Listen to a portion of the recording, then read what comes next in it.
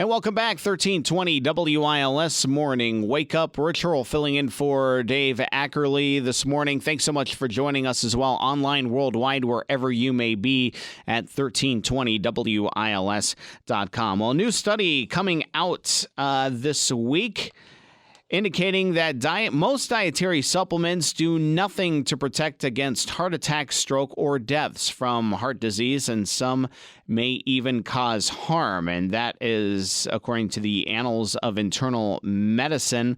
That's coming out here this week, and we're going to talk a little bit more about that and get reaction to the study from healthy living expert Laura Sarna. She joins us now on the other end of our line. Good morning, Laura. How are you? Good morning, Ray. Good, thanks. How are you doing? I'm doing very well. It's Rich, but that's okay. I'm sorry. No, that is not a problem at all. Thank you very much for joining us. Well, when you read about this study, when you first heard about it, you read the data that was presented. What did you think? What was your reaction? I thought that it's just, another study, and studies can sometimes be confusing, and they contradict one another from study to study. But it was interesting as I dug more into this study.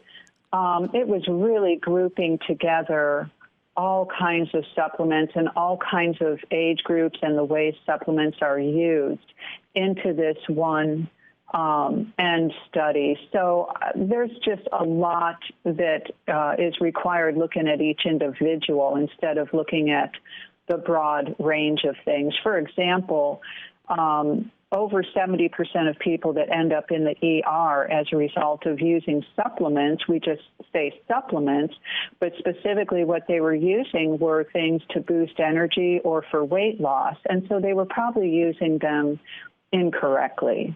So, I think we as people are growing in our desire to want to take control of our own health and wellness. And so we just have to look at these studies, but just keep moving. Yeah, and they specifically identify that they don't protect against heart attack and stroke. Yeah, based on, conversations that you've had with people, who use certain dietary supplements. Is that the reason? Is that, the main reason why they take the supplements is to, avoid like I said, heart attack and stroke? Is that the main reason? I think it is for certain age groups. I mean, think about it. There are so many supplements beyond just what protects heart health. Of course, at the same time, we are a whole person, so all parts of us are connected and talk to each other. But actually, one of the studies through the Council for Responsible Nutrition stated that the majority of supplements are used by people ages 55 and older, and the top reasons are for bone health, heart health, and for overall healthy aging. What are some of the more, if we could break it down a little bit here, what are some of the more common dietary supplements that, like you said, the age range 55 and older that they use? What are some of the more popular items, if you will? Well, I think if we're speaking specifically to heart health, right. CoQ10, CoQ10, the omegas, different supplements for omega oils and folic acid.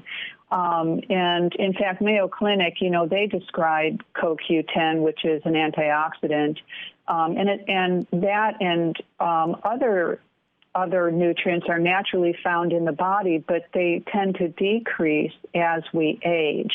And so that might speak to why we see people at the 55 years and older using more of the supplements, because we need it as the body is depleting those naturally. But those are the ones that seem to be indicated for heart health. We're talking with Laura Sarna, Healthy Living Experts. Laura, any studies that you've come across, because there are a bunch of them out there, and I'm sure they're all pretty much different, but anything that contradicts, anything you've come across that kind of opposes this Annals of Internal Medicine study that we're talking about here? Well, I think so. And actually, some of these studies come from of some of the organizations that provide some of the other studies, like the Hartford Research and JAHA, which is the Journal of the American Heart Association. But these studies, kind of indicate that as people are wanting to take more health into their own hands and working with complementary and alternative healing therapies, that can kind of be a threat to mainstream medicine. But, for example, the American Heart Association, they found that over 50% of patients with heart disease are interested in exploring and applying alternative therapies such as mindfulness, meditation, breath work, different ways to calm the self as a way towards their physical healing. What other methods, can people do to protect against heart attack and stroke? We're talking dietary supplements here, but is there any other type of I don't know, medicine or anything else that really sticks out to you that people can take to protect against a stroke or heart-related disease? Well, that's a good question. So I think when it comes to dietary, I think our eating plan is always good to include really good, fresh, wholesome foods that are grown, in places that have good, rich soil. And then that's where the supplements come in, because probably there's depletion of the nutrients in the soil. So we might want to add supplements with the help of a professional that will help us with how to do that. And then we want to think about the heart is right there, by the heart and the lungs, and that's right at the center of the chest where we feel. And so how are we addressing emotional aspects of ourselves? How are we letting go of thoughts, things, and people who feed us in an unhealthy way? I think those are just as applicable to look at as supplements and diet. And Laura, before we let you go, where can we find you online? Thank you. We are at fortheloveofhealing.com. And you can also find us on Facebook and some of the other social medias.